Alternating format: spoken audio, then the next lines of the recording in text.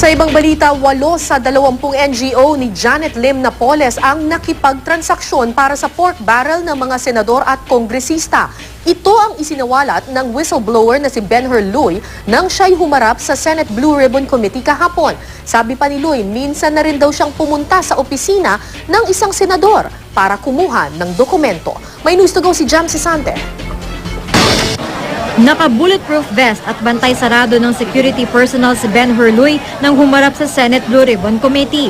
Mahalaga raw na marinig ng publiko ang mga detalye ng 10 billion peso pork barrel scam, kaya nagbago ang isip ni Justice Secretary Leila De Lima na noong unay ayaw siyang iharap sa Senado.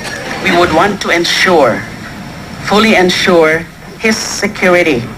We have raw information earlier that there might be security threat leveled against him when he appears today before this honorable committee.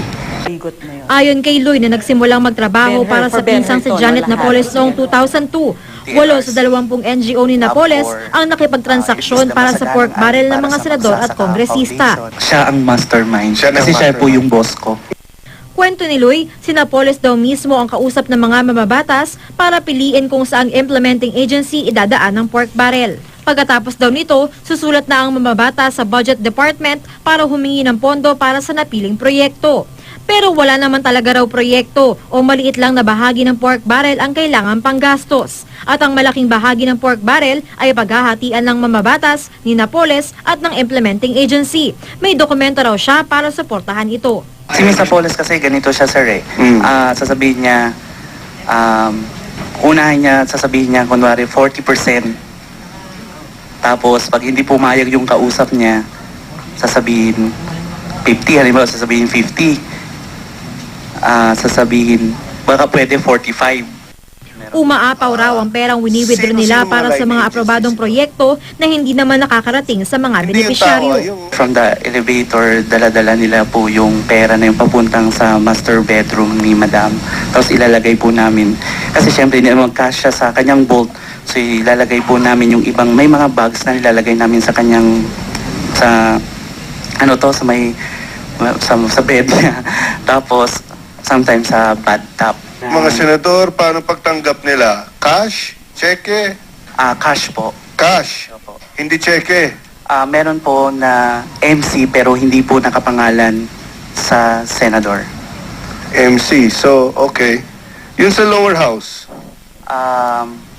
Fund transfer ho. Fund transfer. So, nagbibigay po sila ng account number. Sa senador po kasi, sir, pupunta po yung mga chief of staff sa office. So, ang nangyayari po... Sinusundo yung pera, hindi Opo. hinahatid yung pera? Hindi po. Minsan na rin daw siyang pumunta sa opisina ng isang senador para kumuha ng dokumento. Hindi mo pwedeng sabihin pangalan. Palayaw. Initial. Sexy. Pwede mong tanungin ang sexy kung lalaki o babae? Yung sexy ba lalaki o babae? Lalaki. Lalaki. Sabi mo yung sexy lalaki. Paano nangyari yun? Kasi po, mahilig sa... Hindi po, nung una po kasi ano siya,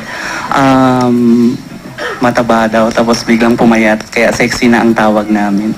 Sa Lunes, malamang makapagsampa na raw ng kasong plunder ang DOJ at NBI laban sa mga sangkot sa pork barrel scam. Siniguro ni Justice Secretary Leila De Lima na wala silang pinag-iinitan at kaalyado man daw o hindi ng Pangulo ay kakasuhan kung may sapat na ebidensya. Jam Sisante, GMA News.